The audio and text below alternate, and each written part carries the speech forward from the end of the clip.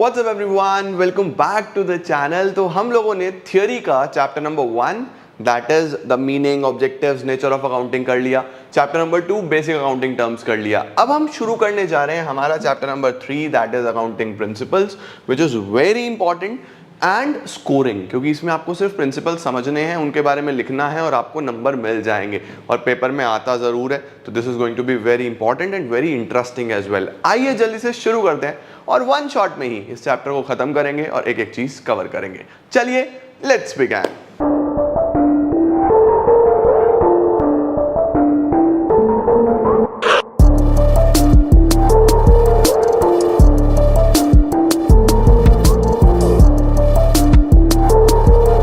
Chapter का नाम क्या है यार? देखो, चैप्टर का नाम है अकाउंटिंग प्रिंसिपल्स। अब दो शब्दों से बना है, अकाउंटिंग और प्रिंसिपल्स। अकाउंटिंग आप ऑलरेडी पढ़ के आ गए। अकाउंटिंग क्या होता है कि किस तरीके से बेसिकली आप बुक्स ऑफ अकाउंट्स में चीज़ों को रिकॉर्ड करते हो, उस आर्ट को, उस कला को हम लोग अकाउंटिंग बोलते हैं। प्रिंसिपल्स क्या है? प्रिंसिपल्स होते हैं कुछ बेसिक रूल्स, कुछ फंडामेंटल्स, कुछ ऐसी गाइडलाइंस जिनकी मदद से आप चीज़ें बनाते हो। तो यहाँ पे हम सीखने वाले हैं अकाउंटिंग प्रिंसिपल्स के ऊपर कि होते कौन कौन से गाइडलाइंस हैं, कौन कौन सी रूल्स हैं जिनकी मदद से हम अकाउंट्स बनाते हैं। ठीक है, तो देखो सबसे पहले शुरुआत करते हैं कि अकाउंटिंग प्रिंसिपल्स होता क्या है। देखो लिखा हुआ है, accounting statement disclose profitability and the solvency of the business to various parties. जो हमारी स्टेटमेंट्स हैं, एक तो प्रॉफिटेबिलिटी बताती हैं। प्रॉफिटेबिलिटी का मतलब कि जो अकाउंट्स बनती हैं तो आप बताते हो आप प्रॉफिट्स में हो या लॉसेस में हो, कितने प्रॉफिट्स या कितने लॉसेस में हो। एंड सॉल्वेंसी, सॉल्वेंसी का मतलब होता है आपके पास कैश कितना अवेलेबल है ना। ये बेसिकली एसेट्स कितने अवेलेबल हैं, आप कितने सॉल्वेंट हो, कितने आपके पास लाइबिलिटीज हैं, वो सारी चीज़ें अवेलेबल होती हैं। It is therefore necessary that such statement should be prepared according to some standard language and rules। इसीलिए ये इंपॉर्टेंट है कि ये सारे जो प्रिंसिपल्स हैं, ये जो अकाउंटिंग है, ये कुछ बेसिक लैंग्वेज और बेसिक रूल्स के ऊपर हो। These rules are called generally accepted accounting principles. इन्हीं रूल्स को क्या बोला जाता है? Generally accepted accounting principles. Full form of GAAP याद रखना, ये जरूर पूछ लेता है। क्या बोलते हैं? Generally accepted accounting principles. होते क्या हैं? The rules on the basis of which our accounts are prepared. Simple. ठीक है, आओ। फीचर्स क्या है अकाउंटिंग प्रिंसिपल्स के? देखो, फीचर्स यानी characteristics. Number 1, accounting principles are uniform set of rules. ये बेसिकली ये यूनिफॉर्म सेट ऑफ रूल्स हैं जो यूनिफॉर्मली अप्लाई होते हैं। आप कहीं पे भी अकाउंट्स बनाओगे, आप देखोगे ये रूल्स लग रहे होंगे। तो अकाउंटिंग के रूल्स सब जगह काफ़ी कॉमन है, काफ़ी सिमिलर है और यूनिफॉर्म है। ठीक है। दूसरा, these are man made. Man made का क्या मतलब होता है? कि ये इंसानों ने ही बनाए हैं, on the basis of observations, on the basis of check किया गया कि किस तरीके से क्या बेस्ट हो सकता है। धीरे धीरे ट्रायल एंड एरर के साथ साथ ये चीज़ें बनाई गई हैं। ठीक है, एक्सपीरियंस और रीजंस के साथ। Accounting principles are flexible. Accounting principles का मतलब है कि ये जितने भी प्रिंसिपल्स हैं, ये सब समय के साथ चेंज होते रहते हैं। देखो, हमारे जो अकाउंट्स हैं ना, वो कुछ अकाउंटिंग स्टैंडर्ड्स के ऊपर बनते हैं। इसका हम आगे एक चैप्टर और पढ़ने वाले हैं, अकाउंटिंग स्टैंडर्ड्स अगला ही चैप्टर है। और होता क्या है, अब ये अकाउंटिंग स्टैंडर्ड्स जैसे जैसे समय बदलता है, आज से 10-15 साल पहले किसी और तरीके से अकाउंटिंग होती थी, उससे 10-15 साल पहले किसी और तरीके से, क्योंकि बिजनेस का तरीका बदलता रहता है तो उसके हिसाब से अकाउंटिंग को भी चेंज करना पड़ता है। तो जो हमारी अकाउंटिंग है ना, वो काफ़ी फ्लेक्सिबल है, हम समय के अनुसार उसको चेंज कर सकते हैं। तो यही लिखा हुआ है, the principles are not rigid but flexible. वो समय के साथ साथ चेंज होते रहते हैं। Accounting principles are generally accepted. Generally accepted का क्या मतलब होता है? कि ये जितने भी प्रिंसिपल्स हैं, ये जनरली सभी ने एक्सेप्ट करे हैं और इन्हीं प्रिंसिपल्स के आधार पे पूरे देश में, इवन पूरे वर्ल्ड में अकाउंटिंग होती है। थोड़ा बहुत modification country to country differ होता है ऑब्वियसली, क्योंकि हर कंट्री के अपने अपने सेट ऑफ रूल्स हैं, हर कंट्री के अपने तरीके हैं बिजनेस करने के। थोड़ा बहुत चेंज होता है but these are generally accepted. ठीक है, लिखा हुआ है, देखो, the general acceptance of accounting principle depends upon how well it satisfies the following 3 criterias. 3 criteria पूरा करना चाहिए हमारे अकाउंटिंग प्रिंसिपल्स को। नंबर 1, वो रेलेवेंस हो। रेलेवेंस का मतलब क्या होता है? ज़रूरी। यानी अकाउंटिंग प्रिंसिपल्स ऐसे होने चाहिए जो ये बताएं कि जो जो रेलेवेंट है हमारी अकाउंटिंग में, जो जो इंपॉर्टेंट है, वो सब रिकॉर्ड हो रहा है। तो क्या लिखा है? A principle is relevant if it results in information that is useful to the user. Number 2, objectivity, objectivity का मतलब होता है उसमें किसी तरीके का कोई फ्रॉड ना हो, कोई बायसनेस ना हो, वो बिल्कुल ट्रू एंड फेयर हो जितने भी आप अकाउंट्स बना रहे हो। A principle is objective if it is free from personal bias, free from personal bias और judgement of those who furnish the information. Number 3, feasibility. Feasibility का मतलब होता है कि ये बेसिकली हमारे लिए अप्लाई करने में एक्स्ट्रा कॉस्ट नहीं आ रही, ये हमारे लिए बेनिफिशियल भी है। इन प्रिंसिपल्स का तभी फायदा होगा अगर हमारे लिए बेनिफिशियल्स हैं। अगर ये प्रिंसिपल्स हमारी कॉस्ट एडिशन कर रहे हैं, हमारा नुकसान हो रहा है उसमें, तो फिर ये हमारे लिए फिजिबल नहीं होंगे। A principle is feasible if it can be applied without undue complexity और कॉस्ट। ठीक हो गया जी, परफेक्ट। फीचर्स का ऐसा कुछ खास रोल नहीं है, ये रीड ओनली है एक तरीके का। अब प्रिंसिपल्स कितने तरीके के होते हैं बेटा जी? यूजुअली प्रिंसिपल्स को ना 2 पार्ट्स में डिवाइड करा गया है। एक को बोलते हैं अकाउंटिंग कॉन्सेप्ट्स और दूसरे को बोलते हैं हम अकाउंटिंग कन्वेंशंस। जो कॉन्सेप्ट्स हैं ये हम मान के चलते हैं कि हर बिजनेस में हमें देखने को मिलेंगे ही मिलेंगे, यानी आपको कॉन्सेप्ट्स यूजुअली हर बिजनेस में देखने को मिलेंगे। बट जो कन्वेंशंस हैं, कन्वेंशंस बेसिकली वैल्यूज पे बेस्ड होते हैं। वैल्यूज पे बेस्ड होने का मतलब कि ये business to business as per the value change होते रहते हैं और लोग इसको अपने हिसाब से अप्लाई करते हैं। तो ये आपको कहीं देखने को मिलेंगे, कहीं देखने को नहीं मिलेंगे, तो दोनों का अपना अपना एक एप्लीकेबिलिटी है। ठीक है, ये यूजुअली हम मान के चलते हैं क्योंकि ये एजम्पशन है, हम एज्यूम करके चलते हैं कि हर बिजनेस ये फॉलो कर ही रहा होगा। सर कौन कौन से एजम्पशंस होते हैं? देखो हमारे पास क्या लिखा हुआ है, एज पर अकाउंटिंग स्टैंडर्ड फर्स्ट AS1 के अनुसार issued by the Institute of Chartered Accountants of India, there are 3 fundamental accounting concept या 3 fundamental accounting assumptions। इनको सावधान इंडिया सवाल मार्क कर लो। सावधान इंडिया सवाल का मतलब वेरी इंपॉर्टेंट, ये पेपर में आएंगे। ठीक है, तो फंडामेंटल अकाउंटिंग assumptions कौन कौन से हैं बेटा जी, समझने की कोशिश करते हैं। The first one is going concern concept. Sir क्या है गोइंग कंसर्न? देखो गोइंग कंसर्न कॉन्सेप्ट ये बोलता है कि जब भी आप बिजनेस चालू करते हो तो ये प्री एज्यूम्ड है कि वो बिजनेस सरवाइव करेगा लॉन्गर ड्यूरेशन ऑफ टाइम तक। कोई भी बिजनेस स्टार्ट करेगा तो वो ये सोच के स्टार्ट नहीं करेगा कि मैं बिजनेस को 2 साल बाद बंद कर दूंगा या 3 साल बाद बंद कर दूंगा या 5 साल बाद बंद कर दूंगा। हर बिजनेसमैन ये चाहता है कि उसका बिजनेस चलता रहे चलता रहे चलता रहे for a longer duration of time, है ना। आप सोचो कि आपने आज बिजनेस चालू किया, आप बैंक से लोन लेने के लिए गए 20 साल का या 10 साल का, तो आपको यही उम्मीद है ना कि आपका बिजनेस 10-20 साल चलेगा। कोई श्योरिटी नहीं है, हो सकता है 2 साल में बंद हो जाए, but this is an assumption. हम मान रहे हैं कि लोग आते जाते रहेंगे बट बिजनेस लॉन्गर ड्यूरेशन तक चलेगा। कस्टमर कम ज्यादा ऊपर नीचे होते रहेंगे बट बिजनेस लॉन्गर ड्यूरेशन तक चलेगा। तो ये क्या एजम्पशन है? इसी को हम गोइंग कंसर्न बोलते हैं। गोइंग कंसर्न मतलब a business is going to survive for a longer duration of time, ये हमारा एक एजम्पशन है। ठीक है, दूसरा होता है consistency. Sir what is consistency?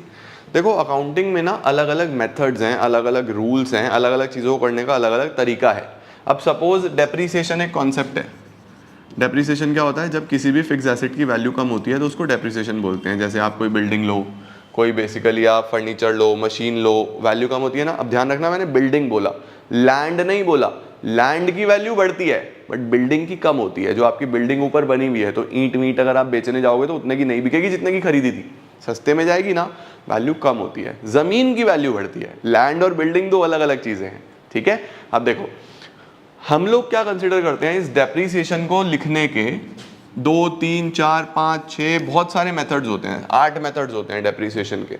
अब अगर आप 1 साल कोई मेथड लगाओगे, अगले साल कोई और, अगले साल कोई और, अगले साल कोई और, तो आपकी अकाउंटिंग को समझ पाना ही मुश्किल हो जाएगा, क्योंकि हर मेथड के हिसाब से अलग डेप्रीसिएशन, अलग डेप्रीसिएशन, तो हर मेथड के हिसाब से अलग प्रॉफिट की वैल्यू, अलग एक्सपेंस की वैल्यू, तो बड़ा कंफ्यूजिंग हो जाएगा। तो कंसिस्टेंसी क्या बोलता है? कंसिस्टेंसी ये बोलता है कि आप एक मेथड चूज कर लो और उस मेथड को कंसिस्टेंटली यूज करो। बार बार मेथड चेंज करना is not a good step. बार बार अगर आप मेथड बदलते रहोगे तो ये कोई अच्छी चीज नहीं है। आपका अकाउंटिंग करने का तरीका शुड बी कंसिस्टेंट, वो सालों साल वैसा ही चलना चाहिए। अगर आप बदल रहे हो that is not a very good thing. तो कंसिस्टेंसी क्या बोलता है?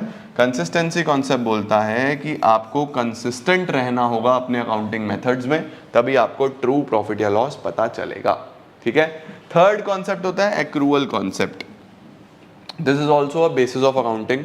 ये एक बेसिस ऑफ अकाउंटिंग भी है। दो तरीके से अकाउंटिंग होती है, कैश बेसिस, एक्रूअल बेसिस। अभी इसका पूरा चैप्टर पढ़ेंगे हम आगे, लेकिन आपको वहाँ भी ये मदद करेगा अगर आपने यहाँ समझा हुआ है। एक्रूअल कॉन्सेप्ट ये बोलता है कि एक बिजनेस में हर तरीके की ट्रांजैक्शन होंगी, कुछ कैश होंगी, कुछ उधार होगी, ठीक है। एक बिजनेस में कैश वाले कस्टमर भी आते हैं, एक बिजनेस में उधार वाले कस्टमर भी आते हैं। अब आपको ये चीज़ समझनी है कि आप वो चीज़, कोई भी ट्रांजैक्शन हो, उसको आप रिकॉर्ड करना बहुत इंपॉर्टेंट है आज ही। इट इज़ इममेटीरियल कि पैसा आया है या नहीं आया है। अब कुछ लोग क्या बोलते हैं कि मैंने माल बेच दिया, पैसा तो आया नहीं, तो मैं इसको अभी कैसे रिकॉर्ड कर लूँ। एक्रूअल कॉन्सेप्ट बोलता है भैया रिकॉर्ड नहीं करोगे तो भूल जाओगे। पैसा आया है या नहीं आया है कोई फर्क नहीं पड़ता, आप ट्रांजैक्शन को आज ही रिकॉर्ड कर दो। सिमिलरली अगर आपका कोई आज का खर्चा है, फॉर एग्जांपल आपका मार्च का बिजली का बिल आया हुआ है, बट आपने पे करा उसको मई में, 2 महीने बाद, तो मई में रिकॉर्ड नहीं करना, आज ही रिकॉर्ड करना है, क्योंकि खर्चा वो मार्च का ही है। That is a different thing कि आपने उसको मई में जाके पे किया है। तो हमेशा दिमाग में रखो, एक्रूअल कॉन्सेप्ट ये बोलता है कि हर ट्रांजैक्शन जिस पर्टिकुलर पीरियड की है उसी पीरियड में रिकॉर्ड हो जानी चाहिए। इस चीज से फर्क नहीं पड़ता कि उसका पेमेंट कब हुआ है, पेमेंट कभी भी होता रहे, रिकॉर्ड कब होनी है, जिस पर्टिकुलर पीरियड की वो है। अगर मार्च की इनकम है तो मार्च में रिकॉर्ड हो, चाहे वो अप्रैल मई जून कभी भी मिले।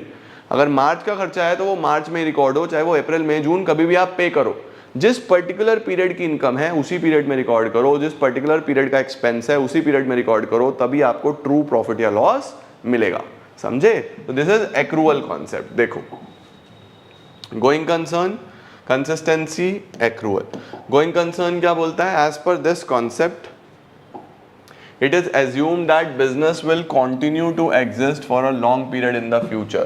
The transactions are recorded in the books of the business on the assumption that it is a continuing enterprise. यानी business चलता रहेगा, चलता रहेगा, चलता रहेगा। दूसरा, consistency concept, ये क्या बोलता है? Accounting principles and methods should remain consistent from one year to another. These should not be changed. इनको change नहीं करना है। तीसरा, एक्रूअल क्या बोलता है? This is use for recording of transactions.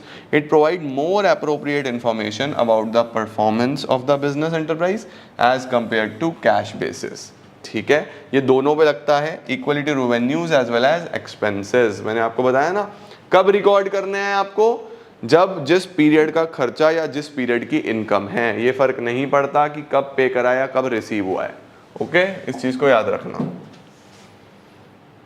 तो तीन तो बेटा जी हमारे पास बेसिक अकाउंटिंग एजम्पशंस हो गए। कौन कौन से? Going concern, accrual, consistency. अब हम कुछ कन्वेंशंस पढ़ने वाले हैं जो कि हमें देखने को मिलते हैं अलग अलग बिजनेसेस में। तो सबसे पहला कौन सा आ रहा है? सबसे पहला हमारे पास आ रहा है the business entity concept. Sir, business entity concept का क्या मतलब होता है? देखो, बहुत ही सिंपल सा कॉन्सेप्ट है। आप किसी भी बिजनेस को देखो, उस बिजनेस का अपना नाम होता है ना। आप कुछ सामान खरीदने जाओ, किसी शूज़ की दुकान पे जाओ, तो ऑनर अलग होगा, उसने अपनी दुकान का नाम रखा होगा। आप किसी स्कूल में पढ़ते हो, स्कूल का नाम है। आप किसी कॉलेज में जाओगे, कॉलेज का नाम है। आप बैंक में जाओगे, बैंक का नाम है। तो बैंक अपने नाम से ट्रांजेक्शन्स कर सकता है। आपका अगर पैसा बैंक ने मार लिया तो आप ऑनर के ऊपर केस नहीं करोगे, बैंक के ऊपर केस करोगे। तो बैंक की अपनी अलग पहचान है ना, हर बिजनेस की अपनी एक अलग पहचान है ना। तो यहाँ पे एक कॉन्सेप्ट है जो ये बोलता है कि owner is a separate entity, यानी ऑनर की अपनी आइडेंटिटी है। Business is a separate entity, यानी बिजनेस की अपनी आइडेंटिटी है। बिजनेस अपने नाम से कॉन्ट्रैक्ट कर सकता है, बिजनेस अपने नाम से प्रॉपर्टी खरीद सकता है, बिजनेस अपने नाम से किसी के ऊपर केस कर सकता है और कोई बिजनेस के ऊपर भी केस कर सकता है। तो बिजनेस की अपनी खुद की पहचान है। तो बिजनेस को एक पर्सन का रूप दिया गया है, that is an artificial person. कौन से कॉन्सेप्ट ने ये बोला? बिजनेस एंटिटी कॉन्सेप्ट ने ये बोला। बिजनेस एंटिटी कॉन्सेप्ट ये बोलता है कि बिजनेस अलग है और ऑनर अलग है। दैट इज वाई हम कैपिटल को, जो ऑनर पैसा लगा रहा है बिजनेस में, हम कैपिटल को लाइबिलिटी मानते हैं। लाइबिलिटी क्यों मानते हैं? क्योंकि बिजनेस ने वो पैसा ऑनर से लिया है और जब बिजनेस बंद होगा तो वो ऑनर को वो पैसा चुकाएगा बिजनेस। तो कैपिटल को एक लाइबिलिटी कंसिडर किया जाता है। तो बिजनेस अलग, ऑनर अलग। क्यों सेपरेट आइडेंटिटी है? Because of this concept, business entity concept. ठीक है, देखो क्या लिखा हुआ है।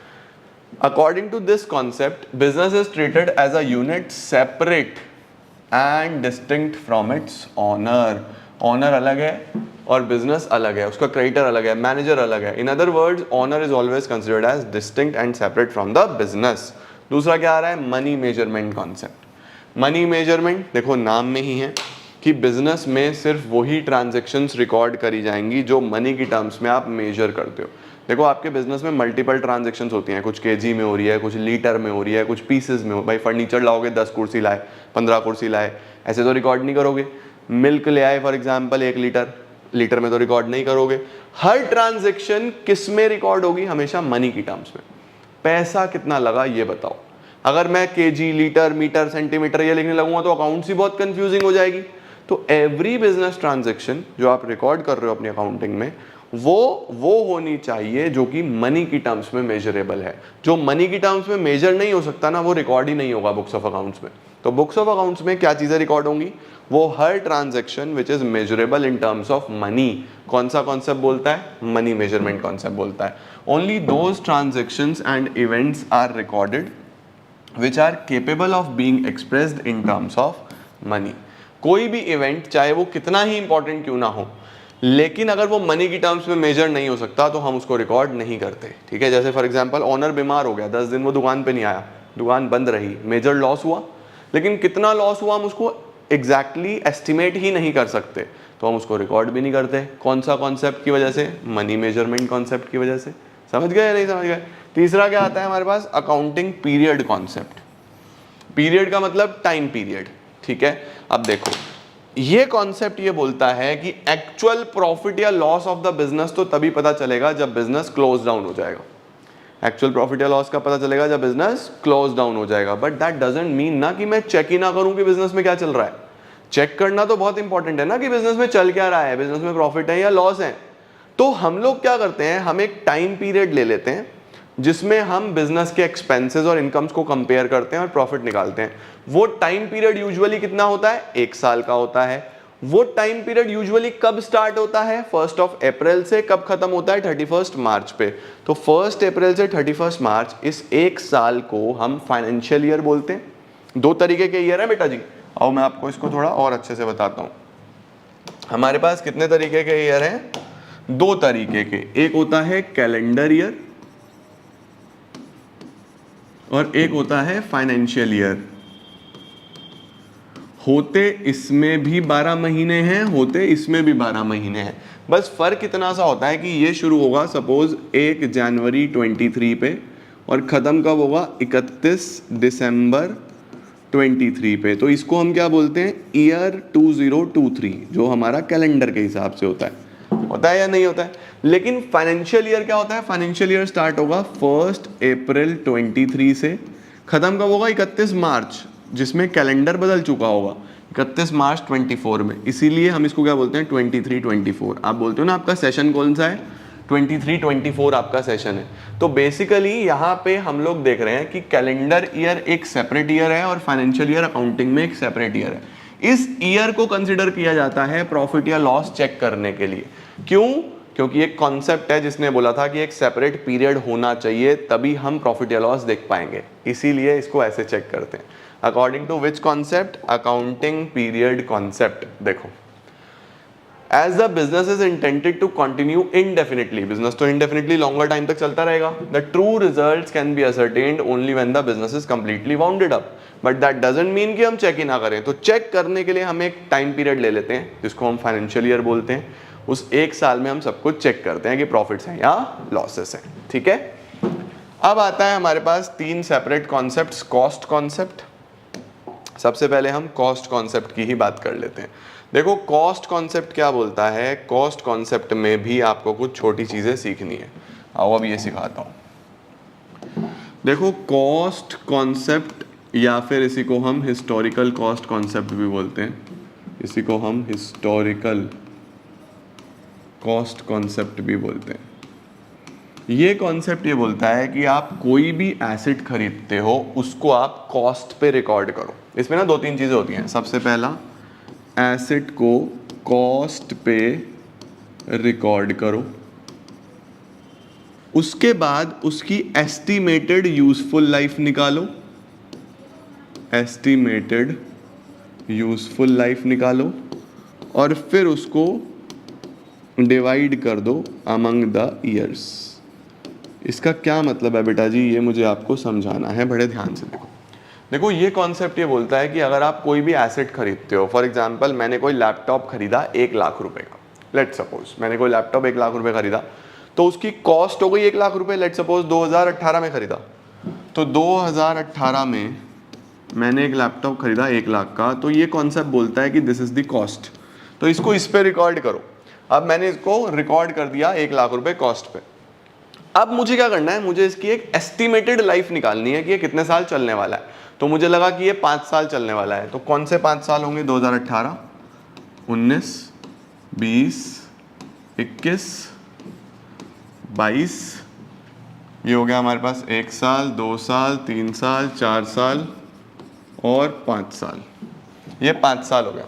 तो भैया अगर 1 लाख वाली चीज 5 साल चलने वाली है तो हर साल 20,000 रुपए से कम हो रही है वैल्यू उसकी। अगर 1 लाख की चीज 5 साल चलेगी तो एवरेज बेसिस पे कैसे निकालोगे आप, 1 लाख उसकी कॉस्ट है, 5 ईयर उसकी एस्टिमेटेड लाइफ निकाली, तो 20,000 रुपए हर साल वैल्यू कम हो रही है, नहीं हो रही है, इसी को हम डेप्रिसिएशन भी बोलते हैं। तो कॉस्ट कॉन्सेप्ट ये बोलता है कि आज से 1 साल बाद इसकी वैल्यू ऑब्वियसली 1 लाख रुपए तो नहीं होगी, अगर मैं बेचने जाऊंगा तो इसकी वैल्यू 1 लाख तो नहीं होगी, कम हो चुकी होगी ना, तो उसको कम वाली वैल्यू पे रिकॉर्ड करना चाहिए। तो हमने क्या करना है, यहाँ पे 1 लाख माइनस कर देंगे इसमें से 20,000 जो कि हम ऑलरेडी कैलकुलेट कर चुके हैं, तो इसकी 1 साल बाद वैल्यू 80,000 होगी, ठीक है या नहीं है।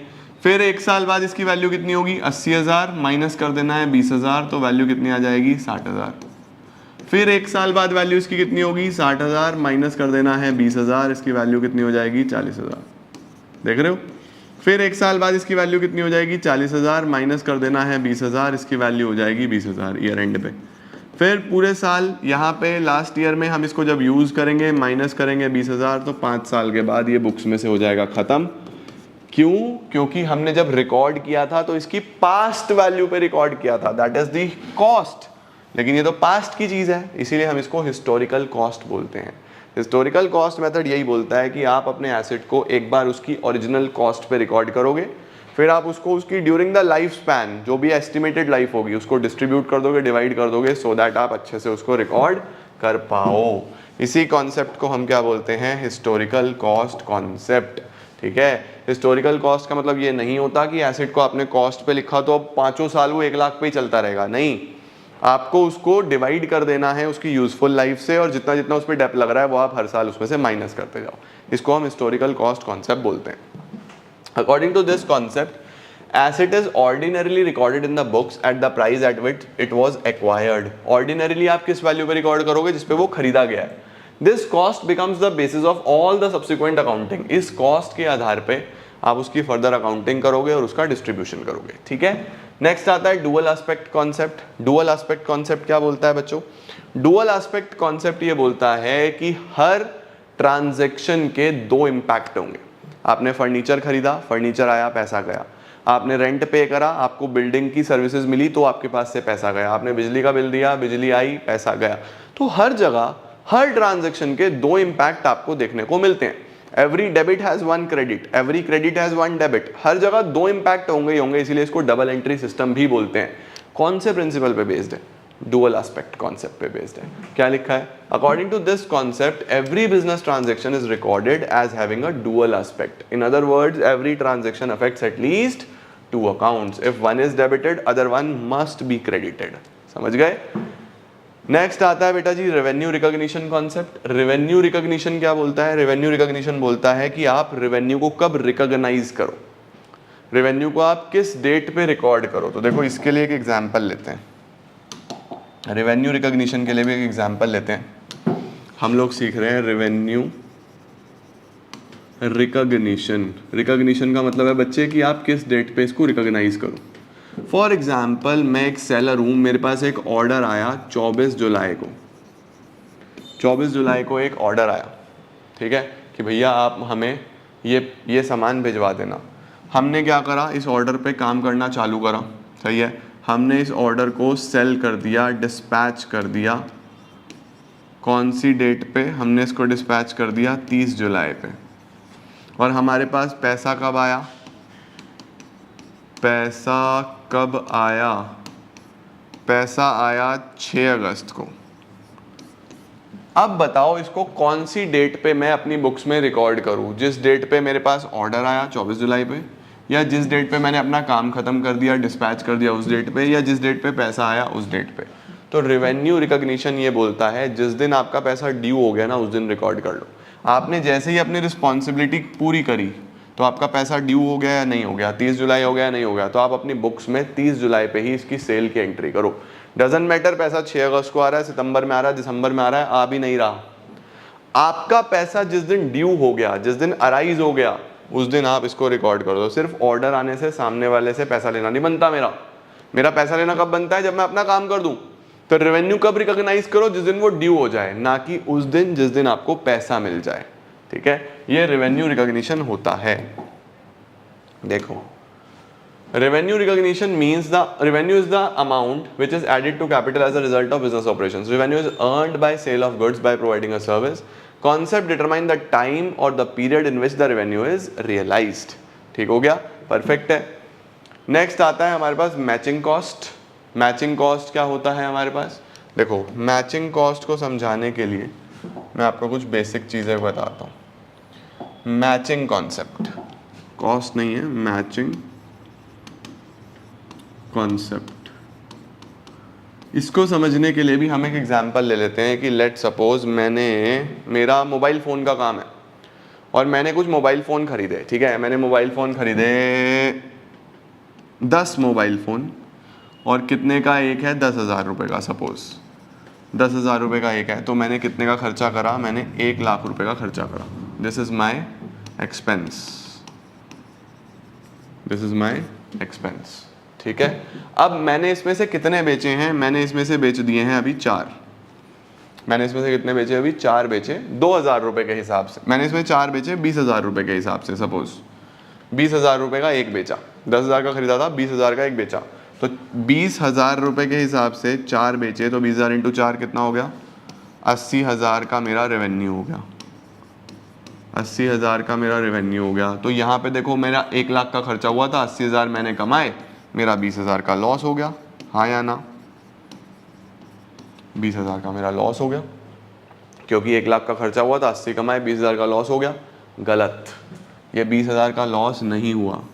क्यों सर, क्योंकि आपने खरीदे तो थे 10 फ़ोन, बेचे कितने हैं अभी, 4 फ़ोन। तो मैचिंग कॉन्सेप्ट ये बोलता है कि भैया अगर आपने अभी 4 फ़ोन बेचे हैं, अगर आप अभी 4 का रेवेन्यू देख रहे हो, तो एक्सपेंस भी 4 का ही देखो।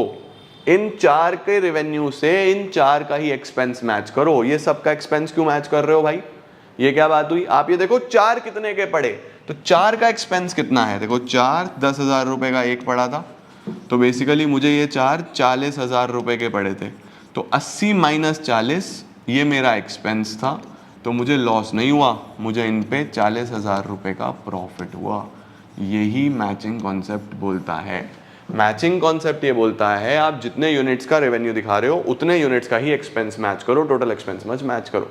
जिस पीरियड का आप रेवेन्यू देख रहे हो उसी पीरियड के आप एक्सपेंस मैच करो। अगर आप पहले वाले या बाद वाले मैच करोगे तो ट्रू प्रॉफिट या लॉस नहीं आएगा।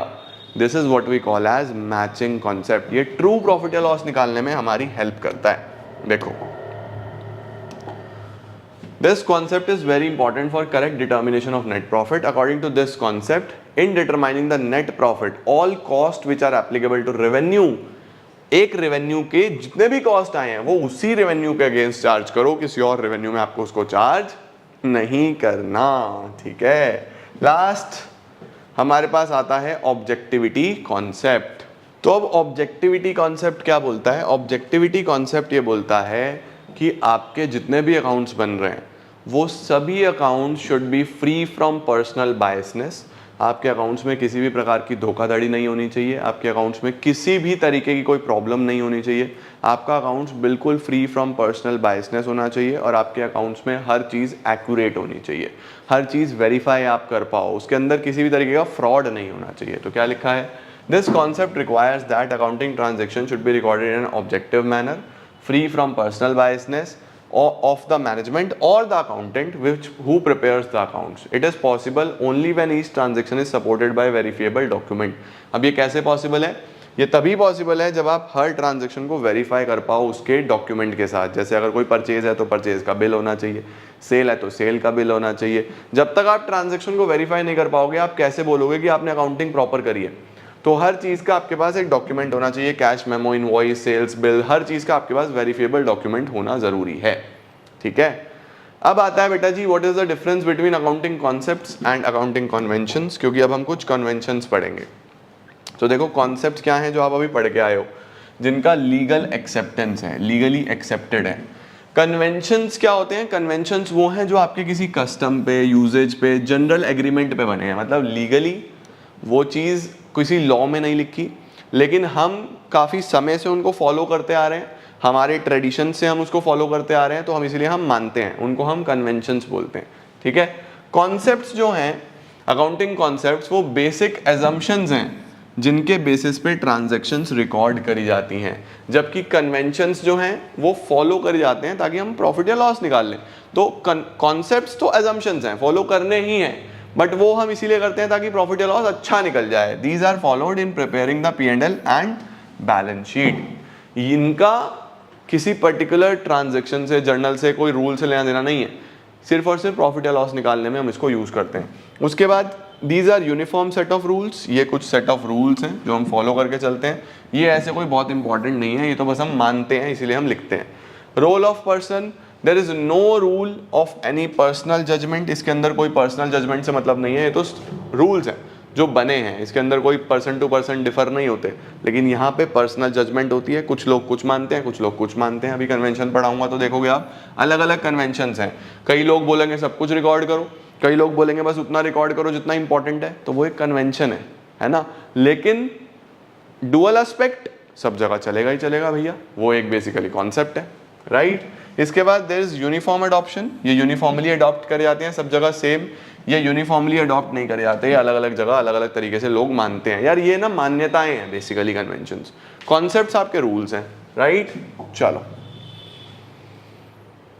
कौन कौन से कन्वेंशंस होते हैं? देखो 3 होते हैं। कौन कौन से? Number 1 full disclosure, number 2 materiality, number 3 conservatism. Sir क्या है फुल डिस्क्लोजर, क्या है मटेरियलिटी, क्या है कंजर्वेटिज्म, ये हमें बता दो। देखो कन्वेंशन ऑफ फुल डिस्क्लोजर, देखो पहले फुल डिस्क्लोजर का मतलब ही क्या है कि आप सब कुछ फुल्ली डिस्क्लोज करो। फुल डिस्क्लोजर का मतलब ही क्या है? आप सब कुछ फुली डिस्क्लोज करो। ऐसे नहीं चलेगा कि आपने कुछ चीज़ रिकॉर्ड करी है, कुछ चीज़ रिकॉर्ड नहीं करी। तो ये एक ऐसा कन्वेंशन है जो ये बोलता है कि every accounting transaction must be recorded in the books of account. Her transaction को रिकॉर्ड करना है, चाहे वो छोटी से छोटी ट्रांजैक्शन भी क्यों ना हो, सब कुछ रिकॉर्ड करो। इंपॉर्टेंट है या नहीं है फर्क नहीं पड़ता, सब कुछ रिकॉर्ड करो। तो कुछ लोग ये मानते हैं कि उनके अकाउंट्स में सब कुछ होना चाहिए, उसको क्या बोलते हैं? Convention of full disclosure. The convention requires that all the information relating to economic activities should be completely disclosed. The principle is so important that Companies Act makes ample provision for disclosure of essential information. अलग अलग facts जिनको हम जगह नहीं भी मिलती, बहुत सारी ऐसी चीज़ें हैं जो हमारी बुक्स ऑफ अकाउंट्स में नहीं भी आती, तो उनको सेपरेटली बुक्स के नीचे रिकॉर्ड करो, बैलेंस शीट के नीचे रिकॉर्ड करो, नोट्स में रिकॉर्ड करो, लेकिन हर चीज़ रिकॉर्ड करो। तो इसको क्या बोलते हैं हम? Convention of full disclosure. इसीलिए हम लोग कॉन्टिंजेंट लाइबिलिटीज़ को, कॉन्टिंजेंट लाइबिलिटीज़ कौन सी लाइबिलिटीज़ होती हैं? कॉन्टिंजेंट लाइबिलिटीज़ बेटा जी वो लाइबिलिटीज़ होती हैं जिनका होना या ना होना किसी ना किसी सिचुएशन पे डिपेंडेंट होता है। फॉर एग्जांपल हमारे ऊपर कोई कोर्ट केस चल रहा है, अब अगर हम कोर्ट केस जीत गए तो हमें कोई पैसा नहीं देना, हार गए तो हमें पे करना पड़ेगा। तो हारना या जीतने के ऊपर डिपेंडेंट है ना वो लाइबिलिटी, ऐसी लाइबिलिटी को कॉन्टिंजेंट लाइबिलिटी बोलते हैं। तो जब तक मैं हार नहीं रहा या जीत नहीं रहा, मैं उसको कैसे लिख लूँ अपनी बुक्स में? तो फुल डिस्क्लोजर ये बोलता है कि लिखना तो पड़ेगा क्योंकि बिजनेस को इम्पैक्ट कर रहा है। तो आप बैलेंस शीट में ना लिखो, नीचे अलग से नोट्स में लिख दो, तभी हम बोलते हैं कॉन्टिंजेंट लाइबिलिटी अलग से नोट्स में दिखाई जाती है। दिखाई क्यों जाती है? Because of full disclosure. ठीक है, नेक्स्ट क्या आ रहा है हमारे पास? मटेरियलिटी। अब देखो कुछ लोग बोलते हैं फुल डिस्क्लोजर धोखा है, मैंने बोला ना मान्यताएं हैं। कुछ लोग बोलते हैं फुल डिस्क्लोजर अच्छी चीज है, कुछ बोलते हैं गलत है, मुझे नहीं चाहिए। तो ये फुल डिस्क्लोजर का एक्सेप्शन है, ये फुल डिस्क्लोजर के अलग है, ये फुल डिस्क्लोजर को क्रॉस करता है। ये बोलता है सिर्फ उतना रिकॉर्ड करो जितना इंपॉर्टेंट है, फालतू भीड़ करने की जरूरत नहीं है। You have to record only those transactions which are important. The transactions which are unimportant should not be recorded. छोड़ दो, समझे? तो ये क्या बोल रहा है देखो, this convention is an exception to the convention of full disclosure. According to this conventions, items having an insignificant effect, अगर कोई ऐसी आइटम है जो insignificant है, छोटी मोटी अमाउंट है, irrelevant है, उसको डिस्क्लोज करने की जरूरत नहीं है, ठीक है? Materiality is the characteristics attaching to a statement, fact or item whereby its disclosure or the method of giving its expression would be likely to influence the judgment of a reasonable person. तुम लोग को अगर ये पढ़ना हो तो पढ़ लेना, नहीं तो ये बेसिक डेफिनेशन लिख देना, दैट इज इनफ, ठीक है जी, परफेक्ट हो गया। तो देखो कुछ लोग फुल डिस्क्लोजर मानते हैं, कुछ मेटीरियलिटी मानते हैं, कन्वेंशन है ना। तीसरा और लास्ट क्या होता है हमारे पास, कन्वेंशन ऑफ कंजर्वेटिज्म या प्रूडेंस। तो कंजर्वेटिज्म या प्रूडेंस क्या बोलता है हमारे पास, this is the last one. Conservatism का मतलब ही क्या होता है, कंजर्वेटिज्म का मतलब होता है to play safe, to stay safe. Conservatism ये बोलता है कि भैया अगर कोई तुम्हें ऐसा लग रहा है कि तुम्हारा नुकसान होने वाला है या तुम्हें कोई पैसा फ्यूचर में देना पड़ेगा, तो तुम लोग उसके लिए आज से ही पैसा जोड़ना शुरू कर दो, जिसको हम बोलते हैं प्रोविजन बना लो, राइट? जैसा हम लोग इंश्योरेंस लेते हैं ना, हेल्थ इंश्योरेंस लेते हैं लोग। हेल्थ इंश्योरेंस क्यों लेते हैं कि मैं फ्यूचर में अगर कभी बीमार हो गया तो मेरे पास इंश्योरेंस होना चाहिए भैया, उसको मैं क्या बोलता हूँ, हेल्थ इंश्योरेंस, राइट? अब हेल्थ इंश्योरेंस क्या है, एक तरीके का सेफ ही तो चल रहा है वो इंसान, कि मैं बीमार हो गया, मेरे पास पैसा ना हुआ फिर क्या होगा, तो इंश्योरेंस कंपनी देगी ना। तो हेल्थ इंश्योरेंस यहाँ पे काम आता है। सिमिलरली बिजनेस में अगर आपको लग रहा है कोई फ्यूचर में लॉस होने वाला है या आपका 5 साल बाद खर्चा होने वाला है 1 लाख रुपए का, तो हर साल 20-20 हज़ार रुपए जोड़ना चालू कर दो ना यार उसके लिए, इसको हम बोलते हैं कंजर्वेटिज्म। लेकिन अगर आपको कोई इनकम होने वाली है तो ये नहीं कि आज से ही ढोल बजाना शुरू कर दो, हो 5 साल बाद इनकम होने वाली है, ये है वो है, मजा आ जाएगा, नहीं। इनकम जब होगी तभी खुश हो ना। खर्चा अगर होने वाला है, पैसा आज से जोड़ लो तभी तो बचोगे। इनकम अगर होने वाली है, जब होगी तब खुश होना है, आज से खुश नहीं होना। अगर आप आज से खुश होगे तो ये गलत है, ऐसा नहीं है। तो इनकम और एक्सपेंसेस के लिए 2 अलग अलग रूल्स हैं। इनकम के लिए क्या है, जब इनकम होगी तभी खुश होना है। एक्सपेंस के लिए क्या है, अगर खर्चा आने वाला है तो उसके लिए आज से पैसा जोड़ना चालू कर दो। This is concept of conservatism या प्रूडेंस। वेरी इंपॉर्टेंट, एग्जाम में आता है, स्टार मार्क करो, सावधान इंडिया लिखो। क्या है, according to this convention all the losses should be recorded in the books of accounts but anticipated gains should be ignored। अगर कोई anticipated loss है जो फ्यूचर में होने वाला है उसको तो रिकॉर्ड करना है, लेकिन कोई anticipated gain है उसको फिलहाल के लिए इग्नोर कर दो, जब होगा तब रिकॉर्ड करना। आई बात समझ में, ठीक है या नहीं है? इसी की वजह से कुछ चीज़ें होती हैं, जैसे क्लोजिंग स्टॉक जो है हमारा, उसको हम वैल्यू करते हैं कॉस्ट या realisable value, whichever is less. Cost या मार्केट प्राइस, इन दोनों में से कम पे लिखा जाता है। कौन से कन्वेंशन की वजह से, प्रूडेंस की वजह से।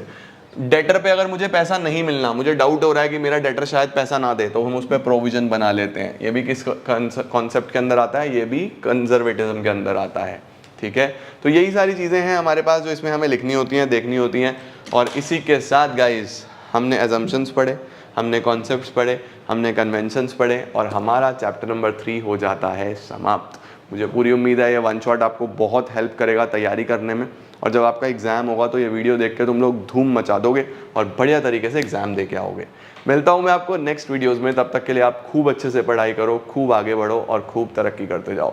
All the very best everyone, I am gonna see you all super soon. Till then take care, bye bye.